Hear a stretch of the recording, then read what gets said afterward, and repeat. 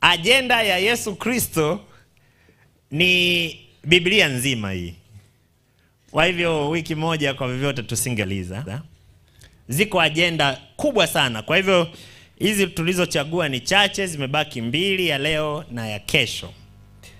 Mchana wa leo agenda kubwa ya Yesu Kristo. Maana tunataka tuongoze pamoja naye. Na ili tuongoze pamoja naye lazima tujue ni nini ni cha muhimu kwenye moyo wake, ni kina nani anafurahia kutembea nao, ni kina nani ambao hata waacha waende peke yao, wasiongoze peke yao. Chukua hii siri ya leo kiongozi, kwamba ili uongoze pamoja na Kristo, tumeongezewa siri nyingine leo, na ukichukua hiyo uko guaranteed, una uhakika wa 100% kwamba hautaongoza peke yako. Yesu Kristo ataongoza pamoja nawe, na Yesu Kristo akiongoza pamoja nawe, ushindi ni hakika. Hakika kabisa. Na leo mzigo wa Kristo ni uongozi wa kiutumishi. Servant leadership. Uongozi wa kiutumishi umefundishwa katika neno la Mungu. Ni agenda kubwa mno.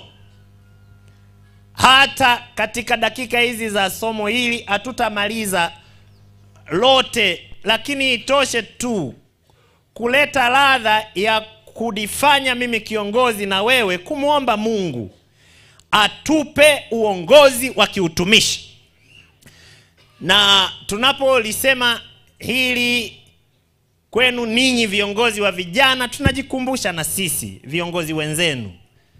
Maana sisi wote bosi wetu ni mmoja, Yesu Kristo. Ndiye ametuajiri katika kazi hii ya uongozi, na kila mmoja amemweka kwenye kona yake. Agenda kubwa ya Yesu Kristo ni uongozi wa kiutumishi. Yesu Kristo anataka, nalipigia hili mstari, Yesu Kristo anataka yeye peke yake ndiye abakie kuwa kiongozi mkuu wa kanisa na center of attention. Peke yake. Hicho kiti cha enzi hakai na mtu. Anaitwa mfalme wa wafalme, anaitwa Bwana wa mabwana. Na anataka abakie yeye kuwa ndiye kiongozi mkuu wa kanisa, ndiye center ya ibada, ndiye center ya attention, ndiye center ya reference. Yeye ndiye bosi na ndiye kila kitu, na anataka kiongozi atakayefanya naye kazi amwakilishe hivyo, kwamba yeye ndiye kiongozi mkuu. Yesu Kristo yuko tayari kufanya kazi na wote ambao watamtambua kuwa yeye ndiye kiongozi mkuu na sisi ni watumishi. Anataka aongoze Yesu Kristo na sisi tumfuate. Anafurahia kufanya kazi na wanyenyekevu wanaomruhusu aendelee kuwa kiongozi, na wanafuata mfano wake ambao alituonyesha mfano wa unyenyekevu. Na leo anawaita viongozi wote viongozi anawaita kwa wito huu tuliosomewa kwenye Wafilipi, na naomba tusome tena Wafilipi ile sura ya 2. Leo anawaita viongozi wote ambao wanataka kuongoza pamoja naye waitikie wito huu wa kuanzia mstari wa 5. Iweni na nia hiyo hiyo ndani yenu ambayo ilikuwamo pia ndani ya Yesu Kristo. Nia, msukumo, kitu kinachokusukuma kama kiongozi kiwe kile kile kilichokuwemo ndani ya Yesu Kristo, ambaye yeye mwanzo alikuwa yuna namna ya Mungu, naye hakuona kule kuwa sawa na Mungu kuwa ni kitu cha kushikamana nacho, bali alijifanya kuwa hana utukufu, akatwaa namna ya mtumwa, akawa ana mfano wa mwanadamu. Tena alipoonekana ana umbo kama mwanadamu, alijinyenyekeza, akawa mtii hata mauti. Sio mauti ya kawaida, mauti ya msalaba. Mungu akamuinua juu kabisa kwa sababu ya kujishusha kwake, kuwa mtumwa, kuwa mtumishi. Kiongozi, ukitaka kufanya kazi bega kwa bega pamoja na Yesu Kristo, jinyenyekeze. Kubali kuwa mtumishi wa wale ulioitwa kuwaongoza. Kiongozi wetu mkuu Yesu Kristo ni kiongozi mtumishi. Moja ya sifa zake, Yesu Kristo anaitwa mbeba mizigo ya watu, mtumishi. Mbeba mabegi ya watu, mbeba vifurushi vya watu, ni mtumishi, ni mtumwa. Amesemwa hivyo na Isaya sura ile ya 53. Isaya hii ni nzuri, nawatia moyo muikalili. Ni moja ya zile sura nilizowahi kuzikalili, sura yote fungu kwa fungu, neno kwa neno. Na mpaka leo, pamoja na kwamba vingine vinatoka, lakini vingi vimebaki. Kalili hii sura yote neno kwa neno. Chukua challenge. Moja ya challenge nzuri vijana ni kukalili sura za Biblia zote. Sura yangu ya kwanza kuikalili ilikuwa Mathayo 25, mafungu 40.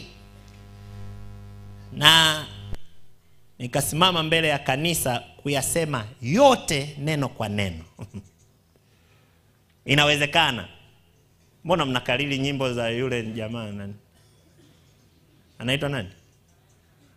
Sijamsema mimi, nimesema huyo. Isaya 53 ikalili yote hii. Mstari ule wa 5, bali alijeruhiwa kwa makosa yetu, alichubuliwa kwa maovu yetu, adhabu ya amani yetu ilikuwa juu yake, na kwa kupigwa kwake sisi tumepona. Sisi sote kama kondoo tumepotea, kila mmoja wetu amegeukia njia yake mwenyewe, na Bwana, mbeba mizigo huyu sasa, na Bwana ameweka juu yake maovu yetu sisi sote. Kristo kiongozi wetu mkuu ni kiongozi wa utumishi. Uongozi wake ni kielelezo bora kisichokosea cha uongozi wa utumishi. Kama mtumwa anabeba mizigo, na anatutaka sisi viongozi tunaotaka kuongoza pamoja naye tufanye vivyo hivyo, tuibebe mizigo ya wanaotutegemea sisi kuwaongoza uwe wajibu wetu, bila kutegemea malipo, bila kutegemea shukrani. Ni job description ya kiongozi anayetaka kufanya kazi na Kristo. Ni wajibu wake kubeba mizigo ya watu. Ukweli ni huu: kuchukuliana mizigo sio tu wajibu wa kiuongozi, ni wajibu wa Ukristo. Maana Wagalatia ile 6:2 inaagiza mchukuliane mizigo na hivyo kuitimiza sheria ya Kristo. Kwa hiyo kubebeana mizigo, kuwa burden bearers, kuwa wabeba mizigo, ni wajibu wa kiongozi sawa, lakini ni wajibu wetu sisi sote tunaomfuata Yesu Kristo. Katika ile sura ya 4 ya Ufunuo, mstari wa 6 na wa 7, kuna wale wenye uhai 4 ambao wamekizunguka kiti cha enzi pamoja na wale wazee 24. Mmoja ana sura ya simba, mwingine ana sura ya mwanadamu, mwingine ana sura ya tai. Hayo yote yanawakilisha tabia na sifa za Yesu Kristo. Kwamba yule mwenye simba anawakilisha nguvu za Yesu Kristo. Yule kama tai anawakilisha wepesi wake kukimbia na kukutana na mahitaji ya watoto wake. Yule mwenye sura ya mwanadamu anawakilisha hekima nyingi za Yesu Kristo. Lakini yuko wa 4 ambaye ni kama mnyama, kama ng'ombe, kama mnyama mbeba mizigo. Inawakilisha tabia ya Yesu ya kuhurumia wale anaowaongoza na kubeba mizigo. Hakika ameyachukua masumbufu yetu. Ni mbeba mizigo. Watakaoongoza pamoja na Kristo lazima wawe watumishi, naam, watumwa. Tumishi na heshima kidogo. Watumwa. Maneno yote hayo yametumika. Diakonos, mtumishi. Doulos, mtumwa. Yote yametumika. Kwamba wale ambao wanataka waongoze na Kristo watabeba mizigo ya watu. Hawatakuwa mabwanyenye, hawatakuwa mabosi, hawatakuwa niliambiwa kuna mabosi na mabosile. Hawatakuwa hivyo. Wapendwa viongozi wa vijana kanisa la Tanzania, mchana wa leo Bwana anatuita tuwe watumishi, tuwe watumwa, tuwatumikie wale tunaoongoza. Sasa Bwana Yesu alifundisha, lakini pia alionyesha kielelezo. Alifundisha mengi mno kuhusu mada hii, lakini nitachukua matatu tu. Alafu alionyesha mfano kwa vitu vingi sana, lakini nitachukua kielelezo kimoja tu. Yesu aliwafundisha wanafunzi wake kwamba uongozi wa wanafunzi wa Yesu Kristo, na nataka kupigia mstari hilo. Uongozi ambao anawaachia wanafunzi wake, Bwana Yesu alikuwa wazi kabisa kwamba hautafanana na uongozi wa dunia. Kwamba ninyi mnavyoongoza, ninyi mnaoitwa wafuasi wangu, staili yenu ya uongozi haitafanana. Amekataa, bosi wetu ametuchagulia staili ya uongozi na amesema hiyo aliyotuchagulia haitafanana na ile ya dunia. Haitakuwa ya kujinufaisha nafsi, haitakuwa ya kujitumikia yenyewe, haitakuwa ya kutawala wengine ambayo inapatikana huko duniani, ila itakuwa ya utumishi na ya utumwa. Kwa hivyo anayetaka kuwa kiongozi chini ya Yesu Kristo lazima akubali kuwa mtumishi. Maana hana njia nyingine, hana. Na Yesu alipambana na shida 3. Shida ya kwanza, Marko sura ya 9. Alipambana nazo squarely, wengine wanasema perpendicularly lakini alipambana nazo uso kwa uso, hakuzionea aibu. Marko sura ya 9, shida ya kwanza, ziko shida 3. Shida ya kwanza, Marko sura ya 9, na tutasoma kuanzia mstari wa 33 mpaka 35. Wakafika Kapernaumu. Hata alipokuwamo nyumbani akawauliza, mlishindania nini njiani?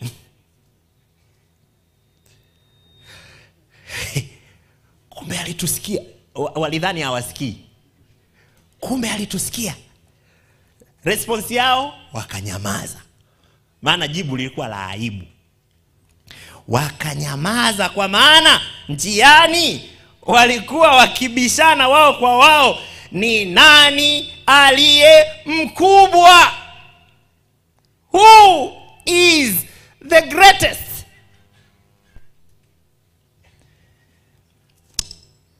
Akaketi chini, akawaita wale tenashara, wale 12. Akawaambia, mtu atakaye kuwa wa kwanza atakuwa wa mwisho kuliko wote na mtumishi wa wote. Unataka kuwa mkuu, unataka kuwa mkubwa, sawa. Tukipanga foleni kula chakula, utakula mwisho. Si unataka kuwa mkubwa? Tukienda kwenye basi, wakatakiwa watu 10 kukosa siti, utakuwa wewe wa 10. Ili ikitokea bahati vikapatikana viti 2 vitatu, wewe kisikukute.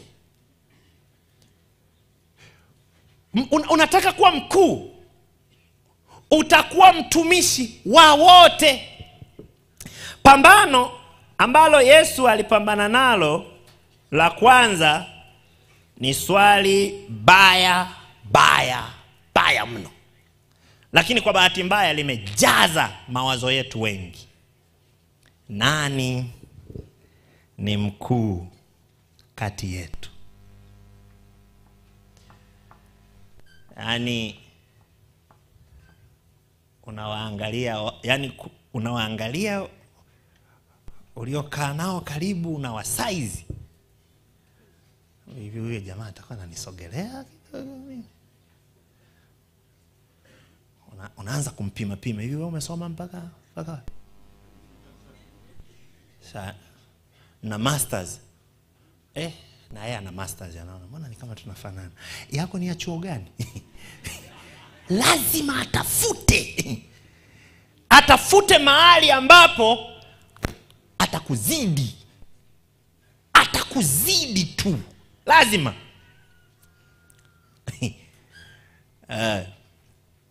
Ndio maana Pastor Sando, kuna theolojia ya mzee Mitekaro kwamba kwa Wakristo mkiwa mnacheza soka, kwa mfano NGBF hivi wanacheza na Southern Highlands. Natoa mfano tu, sio kwamba imetokea, natoa mfano tu kwamba eti huyo mtu alikuwa anachekesha tu. Wakristo wanapocheza huo mchezo, kwanza usimpige chenga mwenzio, maana unadanganya. Maana unakuwa kama unataka kwenda huku kumbe unaenda, si ndio uongo wenyewe? Hiyo ndio uongo wenyewe. Alafu pili, ukitaka funga goli lako mwenyewe. Usifunge goli la mwenzio, maana kanuni ya mbinguni unawatanguliza wengine. Kwa hivyo watendeeni watu vitu vile ambavyo mngependa na nyie mtendewe. Kwa hivyo unakuja unajifunga wewe goli. Ndio soka ya Wakristo hiyo.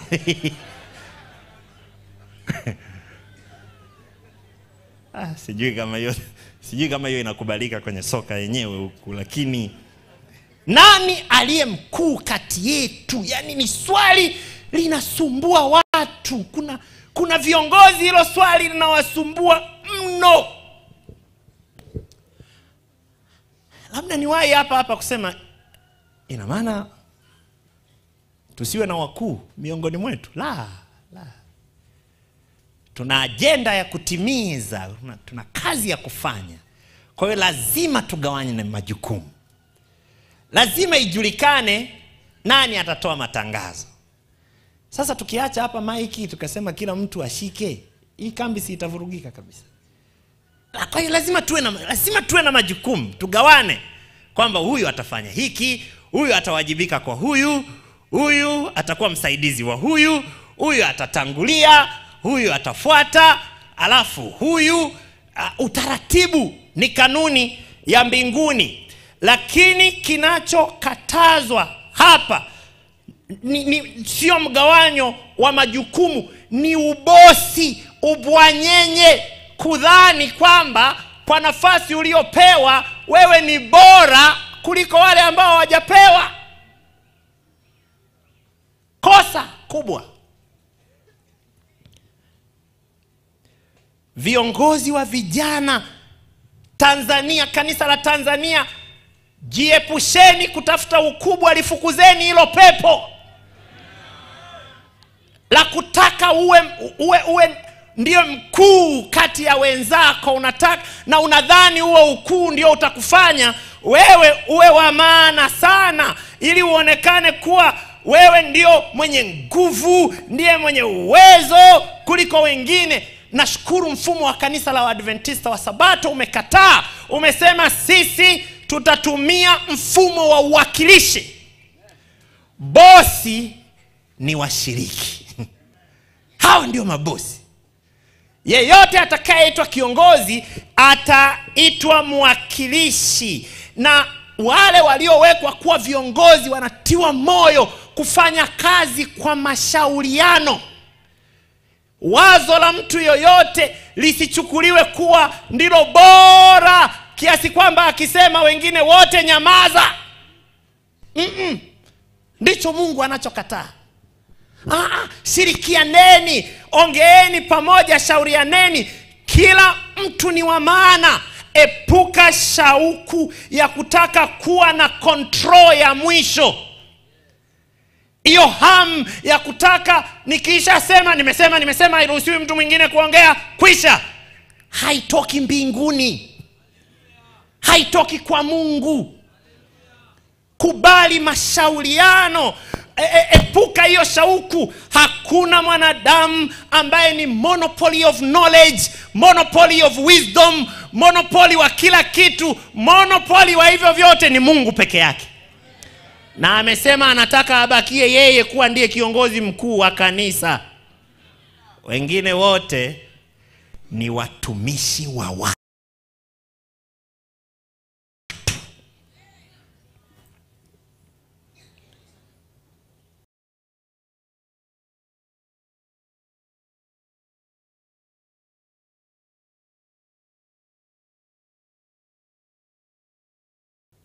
Kanuni ya mbinguni, watatu wakikusanyika wakikusanyika kwa jina langu. Yaani Mungu ametoa koram, akidi ya mbinguni, 2 watatu peke yako no. Yaani likiwa lako peke yako, akidi haijatimia. Lipitishe kwa 2 watatu watakao kusanyika kwa jina langu. Anasema hapo nipo katikati yao. Wakiwa 2 watatu niko katikati yao. Uongozi wa kimbingu ni uongozi shirikishi, shared leadership. Wana share. Uongozi wa mbinguni, viongozi wana share. Bana, kuna viongozi wa vijana ni miungu watu. Mabosi bwana.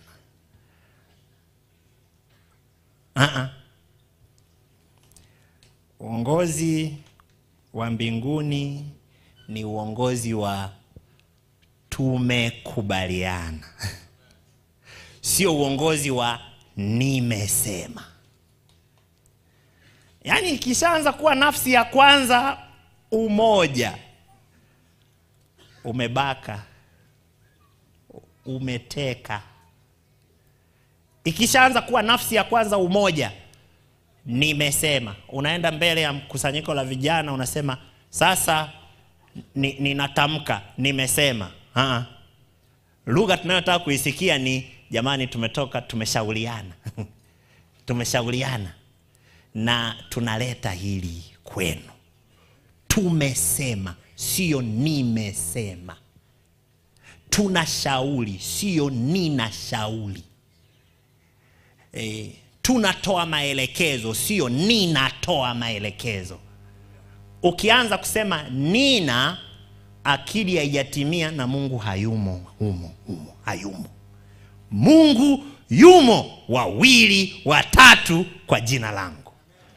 Wakikusanyika pana usalama. Wanaweza wakakosea. Lakini hilo kosa lina nafuu. Nikikaa kwenye kundi la 2 watatu, nikatoa wazo kwamba jamani, kambi hili lifanyikie Guta, na 2 watatu wakasema wazo zuri sana kweli, Guta. Sio mimi tena. Siwezi tena nikasimama na kusema mnajua hii ya Guta ni mimi ndio niliwaambia. Hawa jamaa walikuwa hawana kitu, hata sijui walikuwa wanataka kutupeleka wapi. Mnaona hii Guta imefanikiwa ni mimi. Huyo ameondoa akidi tayari, na ameshapata thawabu yake mwenyewe. Likitoka la watu, hata kama ni mimi nilipendekeza, sio langu tena, ni letu.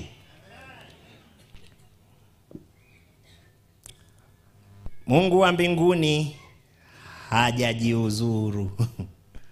Bado yuko kwenye kiti chake cha enzi na ataendelea kuliongoza kanisa lake. Usimtoe kwenye enzi yake. Usimtoe kwenye enzi yake. Ni yeye tu ndiye anaweza akasema mimi Bwana Mungu wako niliyekutoa katika nchi ya Misri, katika nyumba ya utumwa. Mimi Mungu ninasema. Ni yeye tu. Na kuonya, wala usitamani kukalia kiti chake. Shinda jaribu hilo. Usitamani hicho kiti, utayeyuka. Herode alijaribu kidogo, alikauka hapo kwenye kiti.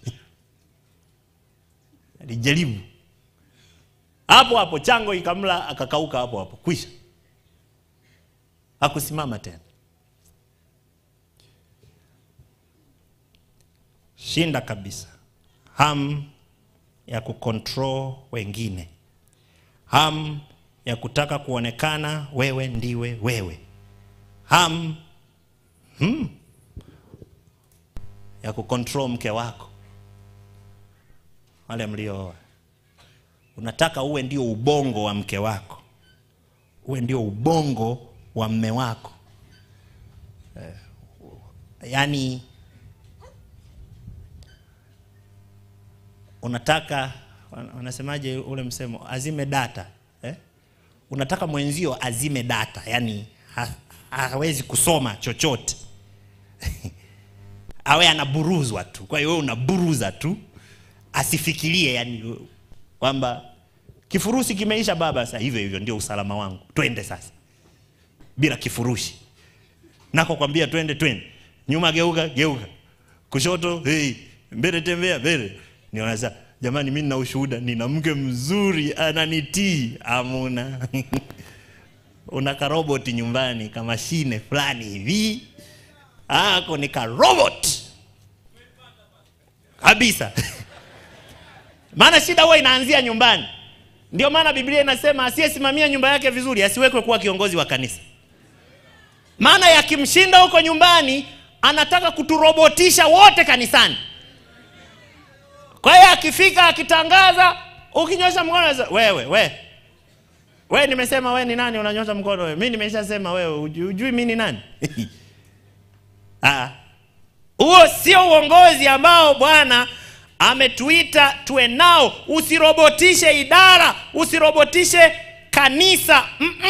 Hiyo roho inakatisha tamaa ushirikishwaji, inakatisha tamaa hisia za kumiliki program. Maana sasa watu wanakaa wanasema, bwana mawazo ni yake tu, huyu bwana haambiliki. Akitoa lake ndio lake. Kwa hivyo basi mwache, nadhani mwaka huu twende tu, idara itafufuka mwaka kesho. Kwa hiyo unaachiwa. Na wakisha kujua wananchi watukufu wanakuachia. Si unagombana wanakuachia, wanakuona unaenda korongoni, sasa ishi mfalme, ishi milele na milele. Na milele bado. Ishi. Wale jamaa wa zamani walikuwa wabaya kweli. Walikuwa wanajua Nebukadneza Belishaza anakufa usiku ule. Danieli anasema, mfalme uishi bwana, uishi milele mfalme. Na walikuwa wanajua usiku anaenda kufa. Ahabu naye, manabii wote wanajua ili jamaa linaenda kufa kwenye vita. Ile Wafalme wa kwanza 22. Jamani, niende kugombana na Ramoth Gileadi niziende kwea mfalme ukafanikiwe. Kwea. Walishamjua huyu ukibishana naye kwi. Kwa hiyo dawa yake huyu, mwache aende tu huko bwana atamshughulikia. Nenda. 400, manabii 400 wote la nenda mzee. Wewe kwani unakoseaga? Nenda. Yehoshafati akasema, wewe bwana, ninavyoona nyuso zao ni kama wanataka tu per diem. Maana wakishatoa unabii wanapewa per diem wanaondoka. Sasa mbona hao ni kama wanataka tu per diem? Hauna mwingine.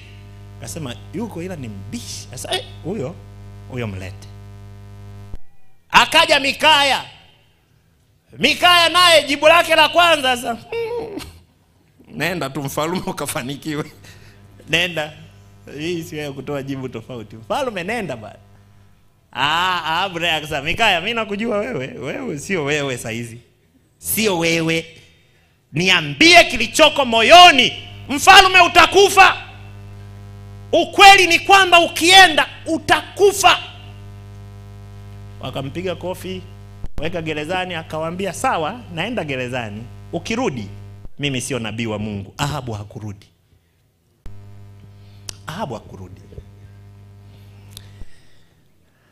Usitamani kabisa kuwa wa mwisho na kuwafanya wengine wajisikie sio kila kitu. Kila mmoja wetu kwenye kona yake aheshimiwe kabisa.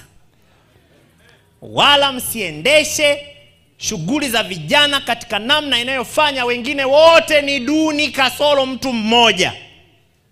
Huo sio uongozi wa mbinguni. Kama ni mkuu wa programu wa idara, aheshimiwe kwenye programu yake. Kama ni mkuu wa uinjilisti, aheshimiwe kwenye kitengo chake. Kama ni mkuu wa maburudisho wa idara, aheshimiwe kwenye kitengo chake. Mimi wa Marekani huwa nawashangaa sana. Ukienda kuomba visa Marekani, yule unayekutana naye kwenye dirisha, yule amepewa mamlaka yote ya lile serikali likubwa la Marekani. Akikwambia upati visa, tukana uwezavyo. Kama una simu ya Donald Trump, muandikie, hata badilisha huo uamuzi. Maana amepewa dirisha lake. Na ukiingia kule nchini, yule unayekutana naye anayekugongea passport, kabla hajanyanyua muhuri wake na kugonga, ana mamlaka ya mwisho.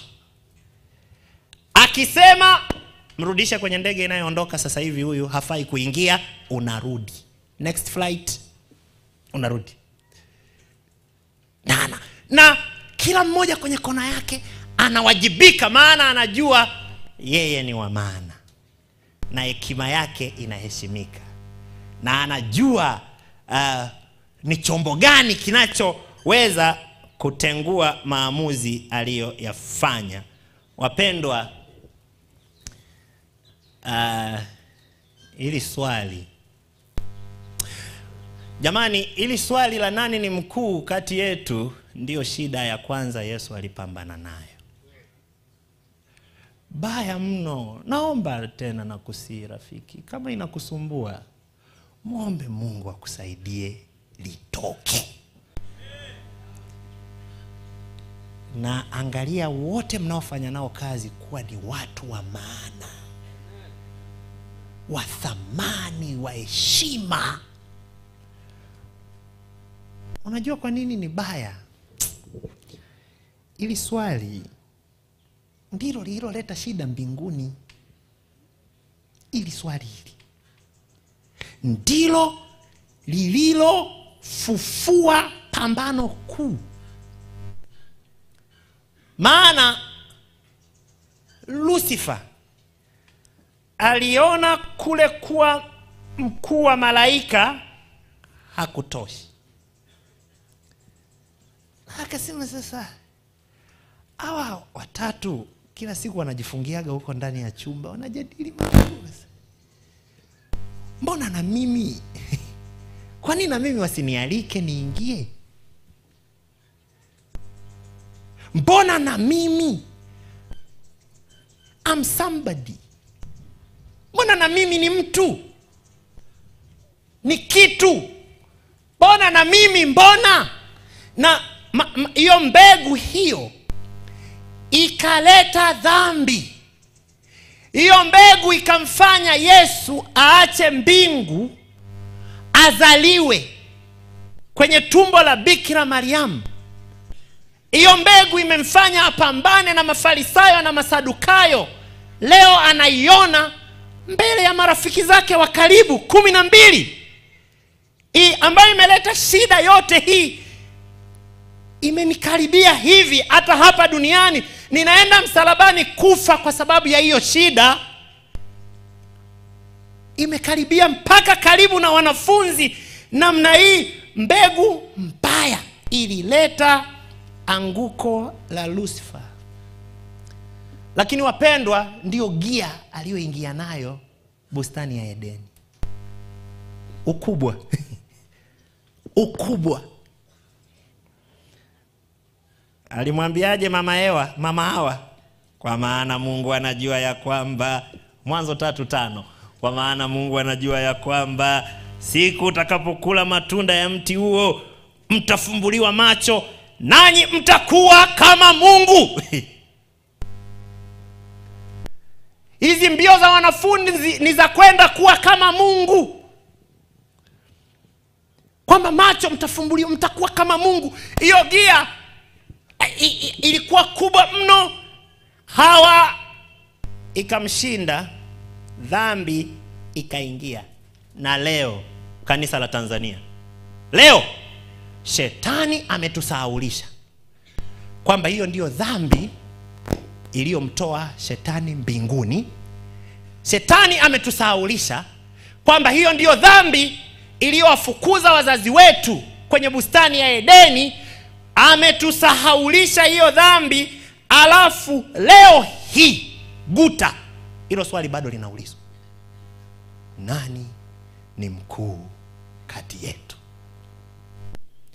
Yaani bado kuna watu wamelewa, yani wanalewa mno na shauku ya kutaka kucontrol wengine, na hana raha mpaka pale atakapojua kwamba yeye ndiye mwenye control, na akisema hakuna mtu atakayebadilisha wala kulihoji alilolisema.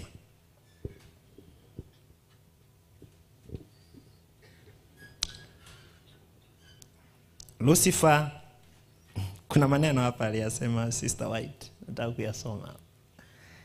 Lucifer desired God's power but not his character. Yani alichokuwa anataka ni nguvu tu za Mungu zile, lakini sio tabia ya Mungu. Maana huo ubwanyenye huo sio tabia ya Mungu. Ndio maana wenye huo hawafai kuwa viongozi, maana sio ya Mungu hiyo. Kwa hiyo alitaka zile nguvu tu za Mungu, hakutaka tabia ya Mungu. Alitaka eneo la juu, na alitaka awe huko juu zaidi, na kila mwenye shauku ya kutaka kuwa kule juu, shauku hiyo amepandikishwa na Lucifer. Ni Lucifer. Kutaka kucontrol wengine, haraka, nyuma geuka. Maana hiyo ni barabara ya Lucifer, sio ya Mungu wa mbinguni. Na kila panapokuwa na hiyo magomvi, kutokuelewana, ni vitu visivyozuilika. Kuna maneno hapa nayaogopa. Watu wenye roho hiyo wakiwaona wanadamu wenzao wanaona mambo mawili. Idi Amini dada, wanaona mawili wenye hiyo roho. Yaani akikuona unakuja mbele yake, la kwanza, huyu anataka kunizuia nisiende kule ninakotaka kwenda. La pili, huenda hataki kunizuia, ila naweza nikatumia mgongo wake kwenda juu. Kwa hiyo hayo ndio mahusiano yake na wanadamu wenzake. Kwanza ni tishio, anataka kunizuia nini huyu? Akiona anizuii, haya, inama mgongo ili nipande juu yako, niendelee na safari ya kwenda juu.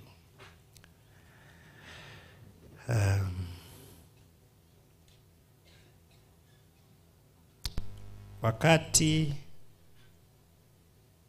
Lucifer alipokuwa anahangaika kupanda juu, ili wazo limenigusa sana.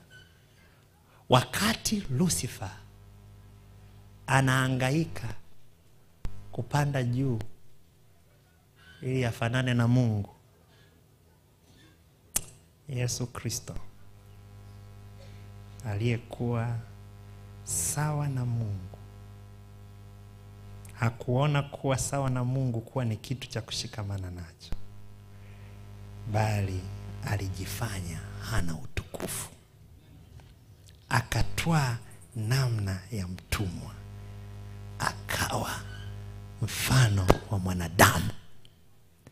Lucifer anapambana kutafuta njia ya kwenda juu, Yesu Kristo anapambana kutafuta njia ya kwenda chini. Jamani, twende upande wa Yesu. Wanaoenda waache waende, sisi tutafute njia ya kwenda chini. Kwenda chini.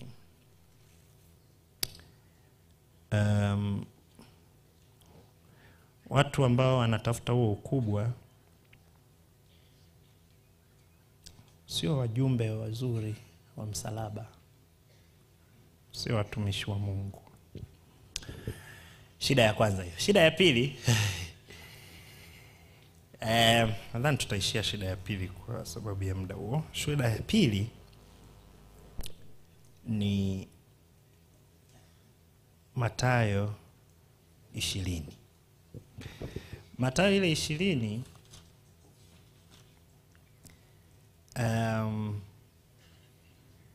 kuanzia ule mstari wa 20, Salome binamu yake Mariamu mama wa Yesu akahisi kwamba Yesu ni kama anaenda ikulu, kama Yesu anaenda kuwapindua Warumi. Dalili ziko wazi kabisa, Yesu anaenda kuwapindua Warumi na atakuwa mfalme. Sasa Bwana Yesu si ni mtoto wa binamu yangu Mariamu? Ngoja niende kumwambia wakumbuke wadogo zake. Vimemo vile. Usimsahau ndugu yako. Usisahau wenzako. We Mungu amekuinua, wainue na wenzako. Salome akaenda na kimemo kwa Bwana Yesu. Akasema, Yesu, we una mamlaka. Ukweli ni kwamba walianza kwa ibada mpaka Yesu akashangaa, leo ikoje? Mnataka nini leo? Wala wote wamefika, wamemsujudia. Unajua kuna salamu fulani ukisalimiwa unajua unataka kukopwa hela hapa. Hii sio kawaida. Hii sio salamu ya kawaida hii. Anataka kunichomoa huyu. Kaya akamsalimia kwa salamu. Bwana Yesu akasema, semeni, shida ni nini? Asema, wadogo zako wakumbuke. Mmoja kushoto, mmoja kulia. Bwana Yesu akasema, mjui mnaloomba. Hata kama mtakinywa kikombe, wana mjadala ule, akasema mjui mnachoomba.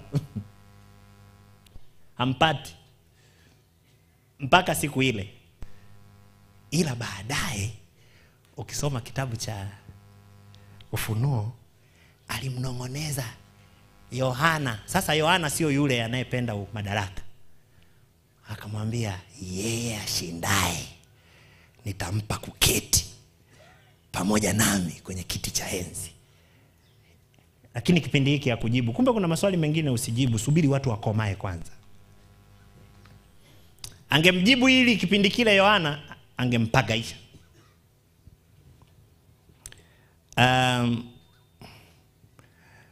Basi mimi nikajua basi wenye shida sasa ni hii familia ya Zebedayo ina shida hii. Huyu mama huyu na watoto wake wana shida.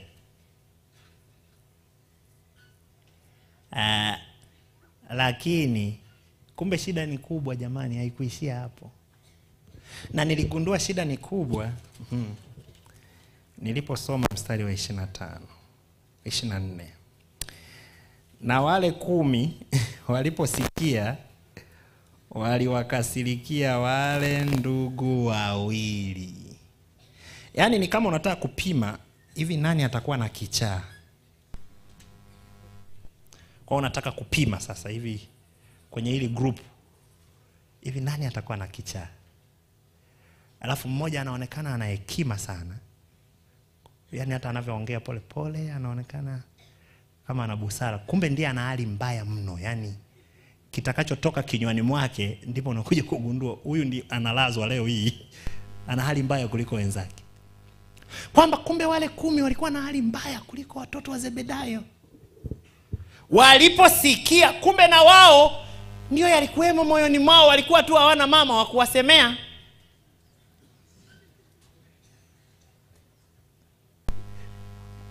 Ni ile ile tu. Usione watu ni wanyenyekevu wakati hawana kitu.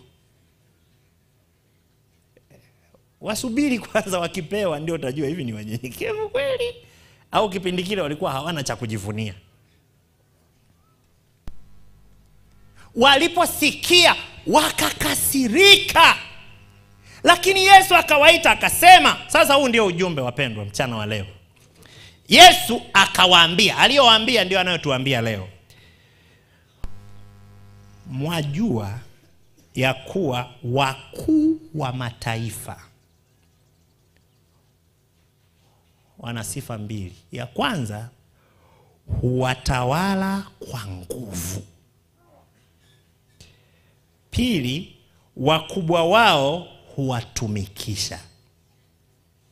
Wakuu wa mataifa, nyie mnajua. Lakini haitakuwa hivyo kwenu. Hiyo hamtapata.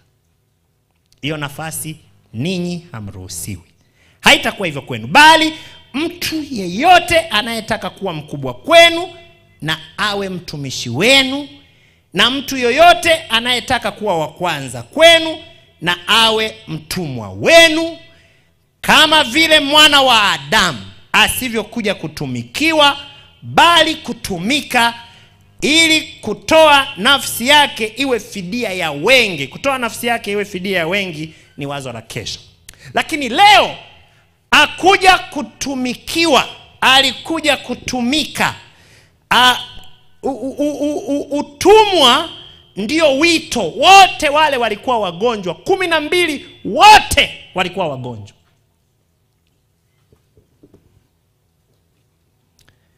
Walikuwa wanadhani,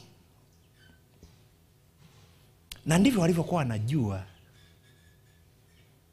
Yaani ilikuwa ukweli kipindi kile, na ndivyo ilivyo leo, kwamba uongozi ni ulaji. Kwa bahati mbaya ndio definition ya uongozi.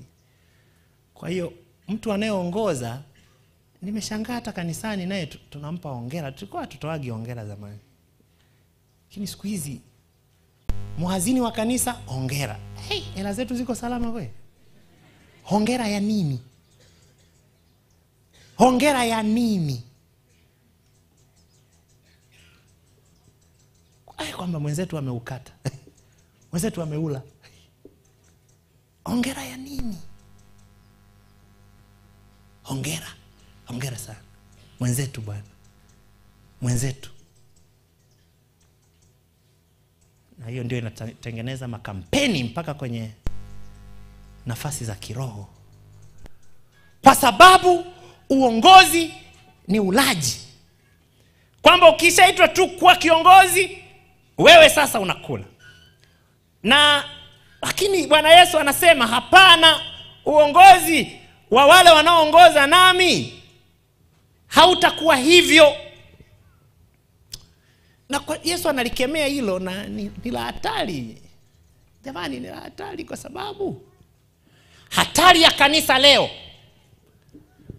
ni kutamani kuongoza kama dunia inavyoongoza. Ndio hatari ya kanisa. Kwamba tunavyomuona yule mbunge, yule mkuu wa wilaya, yule waziri, yule nani, si ndivyo tunavyowaona? Ndio tunavyowaona. Kwa hiyo tunavyowaona tunadhani sasa ndivyo hivyo. Hapana, Bwana Yesu kasema waoneni na waangalieni kwa mbali, na ninajua wanayoyafanya, lakini haitakuwa hivyo kwenu. Kwenu haitakuwa hivyo. Aliyetuajiri, kiongozi wetu mkuu, amesema waangalieni tu kwa macho, haitakuwa hivyo kwenu.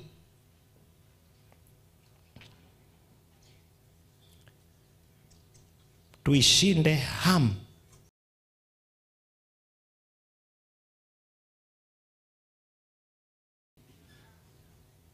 Tuishinde jamani.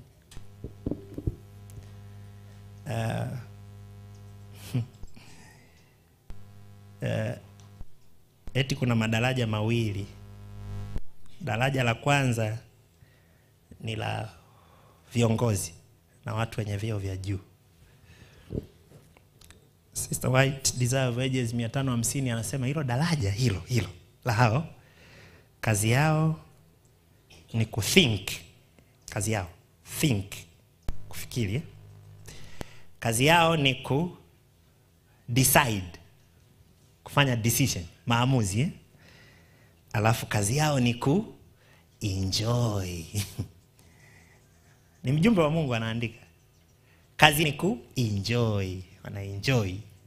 Alafu kazi yao ya nne ni tawala, ngumi ya chuma. Alafu ili daraja la chini kazi yao ni tii. Wana mbili tu, kutii na kuwa watumishi. Formula ya Yesu imebadilishwa, miguu juu, kichwa chini.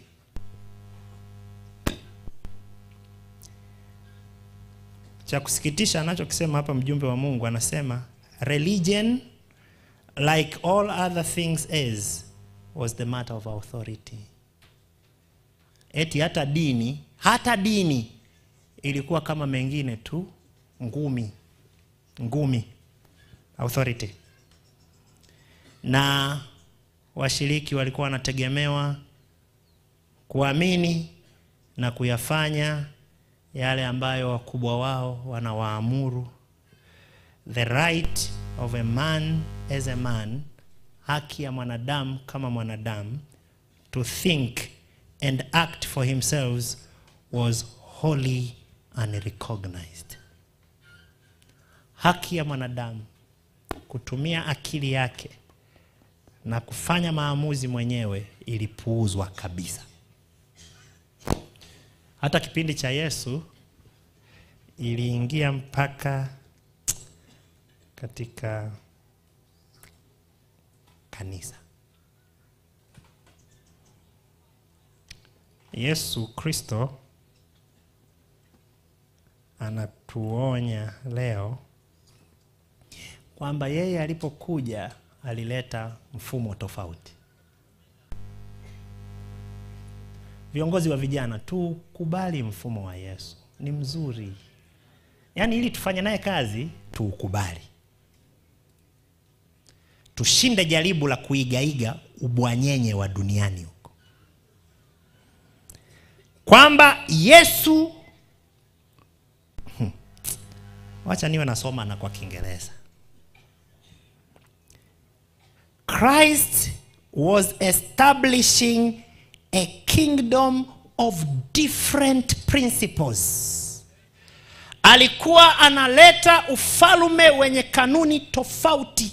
Anasema he called men not to authority but to service. Hakuita watu kwenye mamlaka, lakini ni kwenye utumishi. The strong to bear the infirmities of the weak.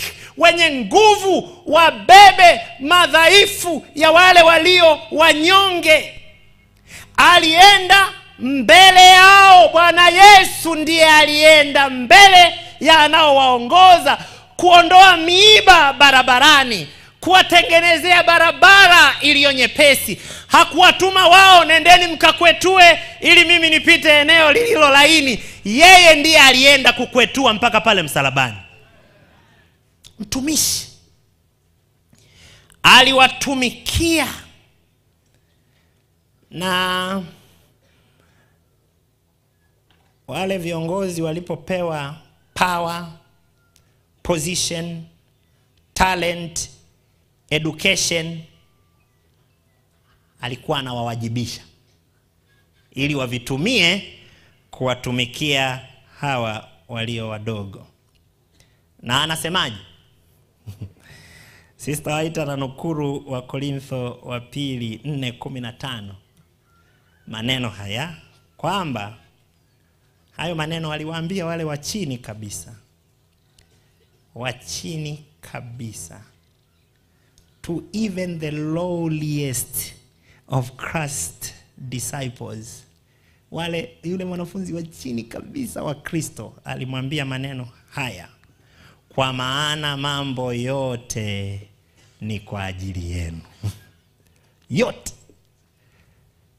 Elimu nilionayo, talanta nilizonazo, madaraka nilionayo, ile ofisi, kile chumba ninachokaa, lile gari ninaloendesha, majukumu niliopewa, vyote ni kwa ajili ya yule mwanafunzi mdogo wa Yesu Kristo. Yule ndiye bosi. Huyo ndio nimeitwa nimtumikie. Yesu alikuwa mtumishi wa watu. Basi wapendwa, ni seme tu hata kwa dakika 2, shida ya tatu ilikuwa ni title. Yesu alipambana kwanza na ile shida ya nani ni mkuu katikati yetu, Marko 9. Yesu akapambana na nani akae kushoto na kulia Mathayo 20. Lakini akapambana na title, Mathayo 23. Ninavyoitwa mbele za watu.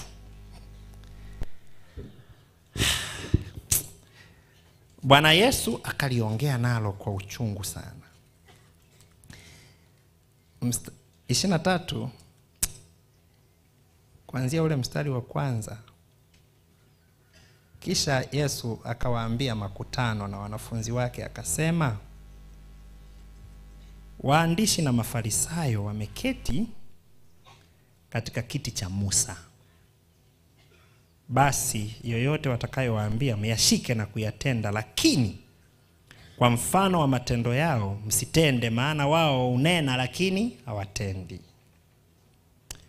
Wao hufunga mizigo mizito na kuwatwika watu mabegani mwao, wasitake wenyewe kuigusa kwa kidole chao.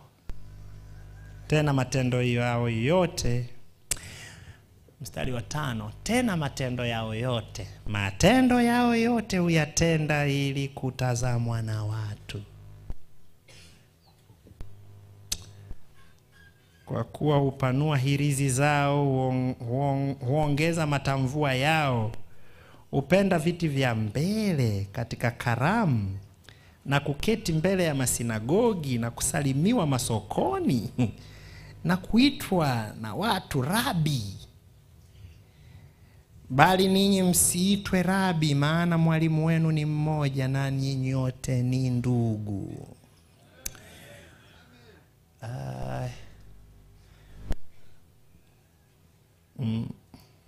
Kuna kona ndogo hapa. Sisi wafuasi tumepewa wajibu wa kuwatambua viongozi wetu wanaojitaabisha kwa ajili yetu. Kwa hiyo sisi wafuasi tunawatengenezea mazingira mepesi wanaotuongoza ili wasizimie njiani. Watengenezea mazingira mepesi ili watuongoze, watutumikie. Tunahitaji huduma yao, watutumikie. Na tunafanya, na ni lazima tufanye wajibu wetu. Maana kuna watu haya masomo huwa hawayaelewi. Kwa hiyo wakisikia hivyo wanasema, naona kwenye makambi watu naowekea hawa chakula wahudumu wa makambi. Msipowahudumia watazimia njiani, kambi halitaisha. Na ni wajibu wetu kabisa wa maandiko matakatifu. Onyo ni kwa viongozi. Hapa siongei na wafuasi hapa. Wafuasi tumewaacha nyumbani. Hapa tunaongea na viongozi ambao wanaanza kudai.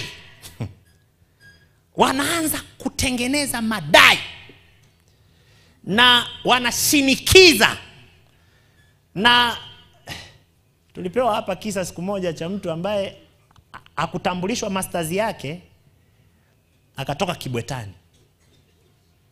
Akasema, yani wewe unaniambia eti nina mke mmoja na watoto 5. Waite huyo mke na watoto ndio wawahubirie. Nimetoka kugraduate hapa distinction kabisa.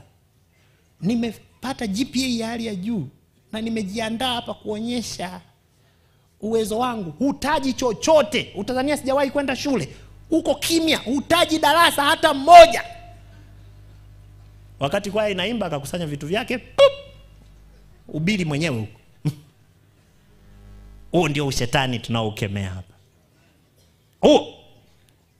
Tunao wajibu wetu sisi kama wafuasi, lakini naongea na viongozi, sisi kama viongozi. Kwa hiyo mkiamua kwamba bwana tunataka viongozi wetu tuwawekee viti mahali wakae, ni wafuasi wameamua. Wewe sasa ukidhani kiti sio kizuri sana, unataka sasa kugombana na kila mtu na kulaani kila aliyeweka kiti. Na unajua aka kapepo aka siyo kakoje. Mkiitwa watu wote mkapewa hapo ya kilo 5. Sijui kama kuna hapo ya kilo 5. Kila mtu akapewa hapo. Yaani kuna watu kupewa sawa na vya wengine ni mgogoro. Si hata ungewapa hawa za kilo 2 nao unawapa 5 kama yangu. Bwana, mbona na wewe tumekupa ya 5? Kama wote wamepewa 5, mimi sasa si hata ungeongeza hata ziwe 6 angalau, ili langu lionekane liko tofauti. Kwamba sasa wewe Pastor Manema, vitu unaweka vinafanana vyote, si ungetafuta kiti cha president wa union mbona unaweka vinafanana na vya wengine? Kwamba mzee Marekani akwazike sasa aondoke. Kwamba wameniwekea kiti bwana kama cha wengine tu.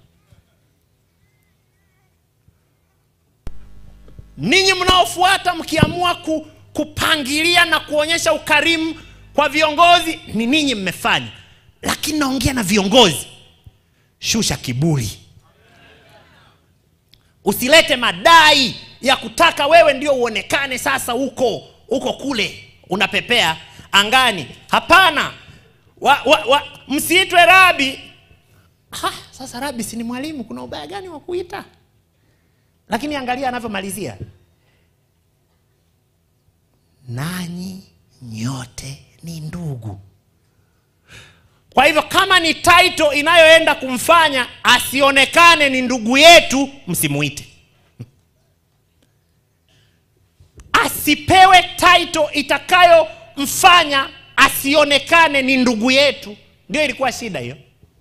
Shida ilikuwa hiyo na anaendelea na hiyo shida. Wala msimuite mtu baba duniani. Mbona tuna baba jamani, wapo.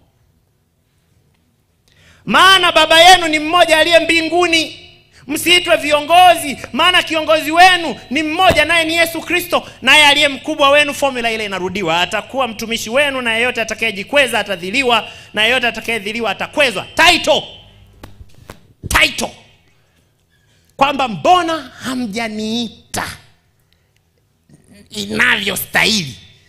Na kuna mtu anaugua, anakwazika mpaka nguvu zinamuishia, maana hamjasema Pastor Makalonge ni katibu mkuu wa Union Conference yenye mafiridi 9 na uzoefu mrefu na mengi. Kwa kuwa hajasemwa ni kwazike. Hilo ndio pepo tulifukuze hilo. Maana halitakiwi kwa watakaoongoza pamoja na Kristo.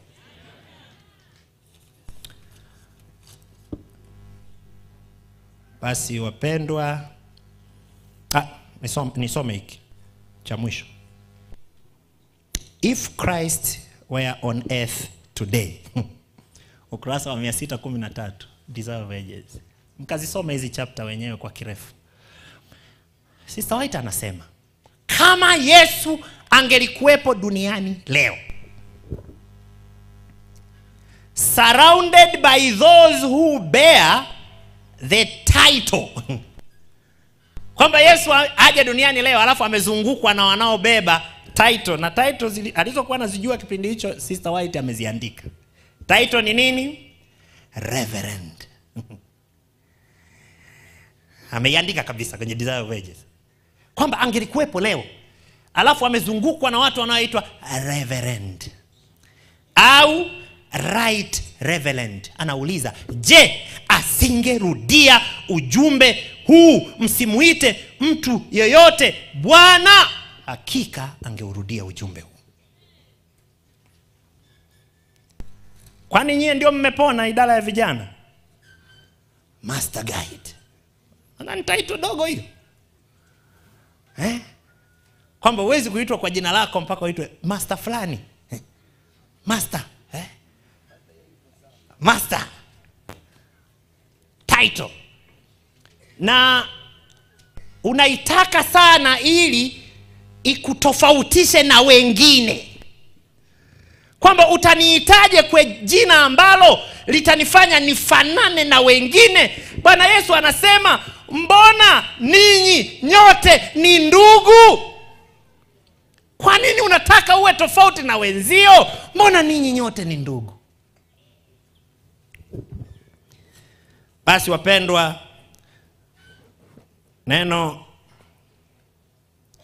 linamaliza kwa kusema in the estimation of heaven. Napenda hili. Katika vipimo vya mbinguni, greatness of character, ukuu wa tabia, consists in, unahusisha living for the welfare of our fellow men. Eti ukuu mbinguni ni utumishi, kufikiria furaha na mafanikio ya wanadamu wenzetu. Eti wewe ndio unayehesabika kuwa ni mkuu mbinguni. Wapendwa, Yesu alionyesha hilo kwa kuwatawadha wanafunzi wake miguu yenye vumbi inanuka jasho. Hiyo wameangaliana, wote walijua kuna mtu anatakiwa afanye hii kazi, lakini mbona hatumuoni? Mbona hatuoni mtumwa hapa? Na Yesu akasema, safi, hapa. Maji hapo, karai lipo, taulo zipo. Lakini sasa nani sasa? Yuda. Wewe. Yuda alikuwa na CPA. CPA nianze kunyosha. Hapana. Nani? Mathayo. Manager wa TRA hivi. Hapana. Hata wazo walikuwaingia. Bwana Yesu akawaonyesha mfano. Ninaombi hili. Viongozi wa vijana Tanzania wawe wanyenyekevu. Wawe tayari kutumwa na sio kutuma. Wawe tayari kufanya kazi chafu, ngumu. Wasiwe na kiburi, wasiwe na majivuno. Wawahudumie wanaowaongoza kwa unyenyekevu. Hilo ni ombi langu la kwanza.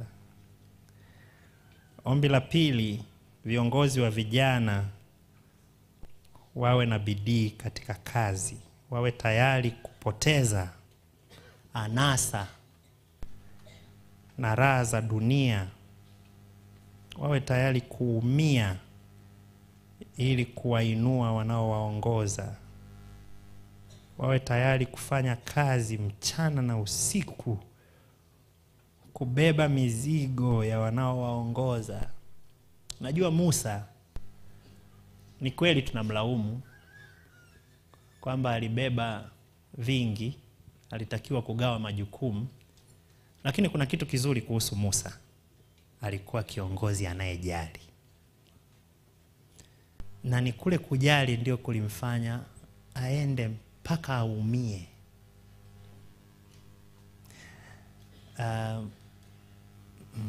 Kugawanya majukumu ni kanuni ya mbinguni. Ni vizuri tuifanye, viongozi wa vijana, lakini tuige roho ya kujali ya Musa. Alijali. Ombi la tatu, viongozi wa vijana Tanzania wasitafute fursa ya kupata vitu. Wao wawe watoaji. Watoe muda, watoe mali, watoe nguvu, watoe uwezo kuwahudumia wanaowaongoza. Wajinyime kwa ajili ya wengine, wajinyime usingizi. Vikigawanywa, basi awe wa mwisho kupokea. Watangulize wengine kwanza. Wengine wakae kwanza. Wengine wale kwanza. Watumikie. Uongozi wa utumishi. Ninamuomba Mungu viongozi wa vijana Tanzania wasifanye vitu ili kusifiwa, bali wao wawasifie na kuwatia moyo wanaowaongoza. wafanye wale ambao unawatumikia wang'ae, wawe mahali bora. Ninaombi viongozi wa vijana wawakingie kifua vijana wanaoongoza ili wasiumie. Wakishambuliwa na mishale, wao wakinge kifua, ile mishale iwakute wao. Wewe ni mtumishi. Wewe ndiye wa kuwabebea wengine mabegi. Wakikubebea lako ni upendeleo, ila wewe ndiye wa kuwabebea. Wewe ni mtumishi. Ninaomba viongozi wasiwe complicated, wakali, wawe wanaofikika kirahisi. Vijana wakitafuta msaada wakimbilie kwako,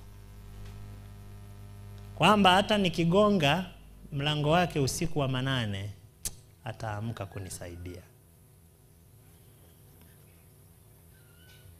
Tunapoongoza pamoja na Yesu Kristo, tuyafanye hayo. Tumwache awe kiongozi mkuu, atuongoze, na itakuwa rahisi kuyafanya hayo. Tuisikie sauti yake ikituambia kwa kunong'ona, njia ni hii, ifuate. Kata kushoto, kata kulia. Tukimwacha atuongoze, hatutapotea, hatutakosea. Tukiyafuata maongozi yake, tutakuwa kama yeye, viongozi watumishi. Ninapowaombea, ninajiombea na mimi. Wangapi wangependa kuungana nami kuomba hilo ombi? Naomba msimame. Njiani uniongoza Yesu wangu, rehema atapunguza milele, ni kiongozi